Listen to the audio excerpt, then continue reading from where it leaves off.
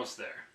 It's the Wednesday before Easter. It's 2 days before we'll be attending Good Friday services in remembrance of when Jesus died before we celebrate his resurrection on Sunday. Tomorrow we will go out and celebrate in remembrance of the Last Supper and what Jesus told us in that time.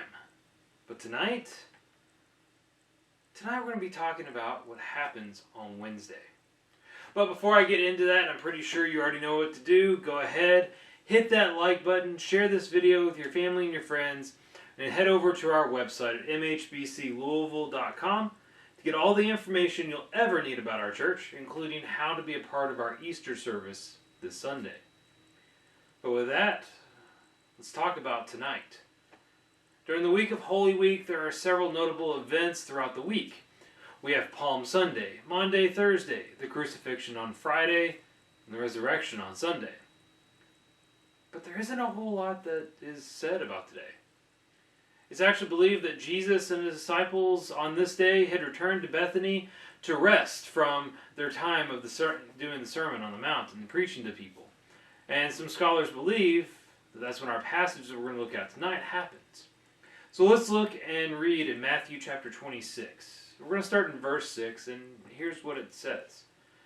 While Jesus was in Bethany in the home of Simon the leper, a woman came to him with an alabaster jar of very expensive perfume, which she poured on his head as he was reclining at the table. When the disciples saw this, they were indignant. "Why this waste?" they asked. "This perfume could have been sold at a high price and the money given to the poor." Aware of this, Jesus said to them, "Why are you bothering this woman? She has done a beautiful thing to me. The poor you will always have with you, but you will not always have me. When she poured this perfume on my body, she did it to prepare me for burial. Truly I tell you, wherever this gospel is preached throughout the world, what she has done will also be told in memory of her." Now, there are 3 stories in the Bible of Jesus being anointed with oil in one way or another. There is this one, which is also repeated in the book of Mark. There's the story of the sinful woman at the Pharisee's house in the book of Luke. And then there is the story of the book of John of Mary and Martha, where Mary anoints his feet. And while the latter is specifically dated as 6 days before the Passover meal, this one falls right before that Passover meal and right after Jesus finishes telling of his parables in Matthew. But this small story inside of a larger narrative becomes important for us to look at tonight, because in the shadow of what is to come, Jesus is still taking the time to correct the behavior of those who think they are above others. And at the same time, he slips into a little foreshadowing that his disciples miss completely. So let's take a little closer look tonight. You have a random woman who appears at the house of where Jesus is staying and starts pouring this expensive perfume onto Jesus' head. If you look at Mark's telling of this, it was made of pure nard, which comes from a honeysuckle flower that could only be found in the far east of India or China or Nepal. And what that means is that by way of trade, this perfume arrives in the Middle East in the hands of this woman. We aren't told how she got it or how she was able to afford it, but here it is. It came in an alabaster jar, which on most accounts wasn't even that big. After a little research, what I was able to find out is that most of those jars usually contained around 2 ounces or less of liquid, which means that this perfume that was poured out on Jesus at most would have been 2 of those dip and squeeze ketchup packs that you can get from Chick-fil-A. And that small amount cost what Mark's version records as a year's wages. A full year's wages in that 2-ounce bottle of perfume. In today's world, that would mean the same cost of maybe like a brand new Tesla. All for 2 ounces. And it's no wonder that these disciples freak out a little bit when this woman opens up this jar and pours all of it onto Jesus' head. And let's be honest here. You probably would have freaked out a little bit too.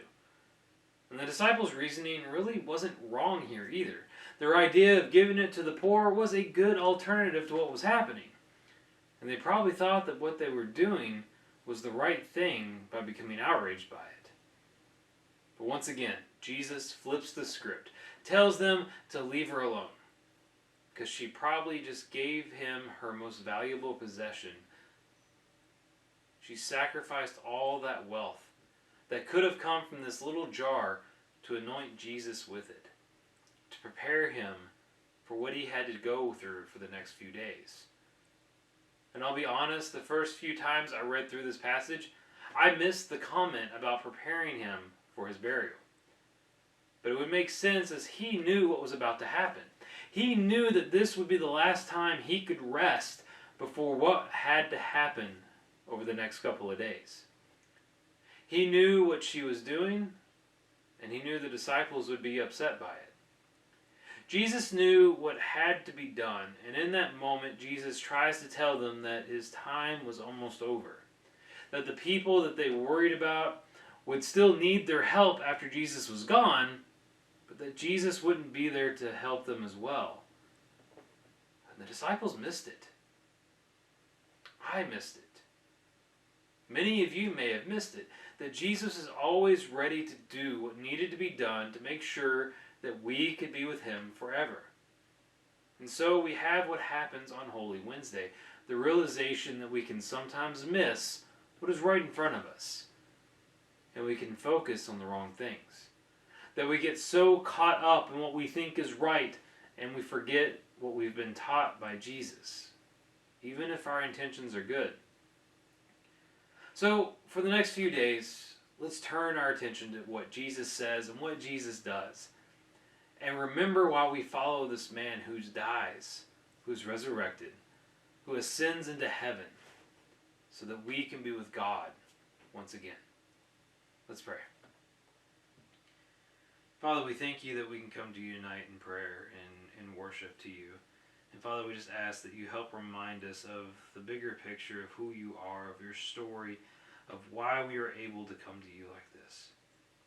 Father, we thank you for the sacrifice that your Son made for us. As we celebrate it in the next few days, help us to keep our eyes focused on Jesus and focused on what this means for all of us, that we can once again be with you. Thank you, Father, for your love and your grace. In your name we pray. Amen. Well, happy Easter to everyone. I appreciate you spending some of your time with me tonight during this devotional. And if you're looking for a place to celebrate Easter this week, then let me invite you to our church. We have a Good Friday service happening at our office on Bluegrass Parkway from 5 to 7 p.m. or online on Facebook at 6 p.m. for a special presentation there. It's at your own pace in person, so if you decide to come to our office on Bluegrass Parkway, don't feel like you have to show up right at 5 o'clock to participate with us. You can also join us in the Burhans building on the Shelby campus of U of L for Easter Sunday. We'll start our services at 10:30 a.m., both in person and online.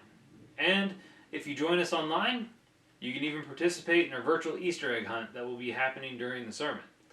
And if you have kids who want to have a live Easter egg hunt, that will be happening following that service as well. I know there's a lot happening this week, but don't worry, there's still plenty of time to be a part of it and to get more information about it. So with that, I do wish you all a happy Easter this weekend, and I will see you next Wednesday.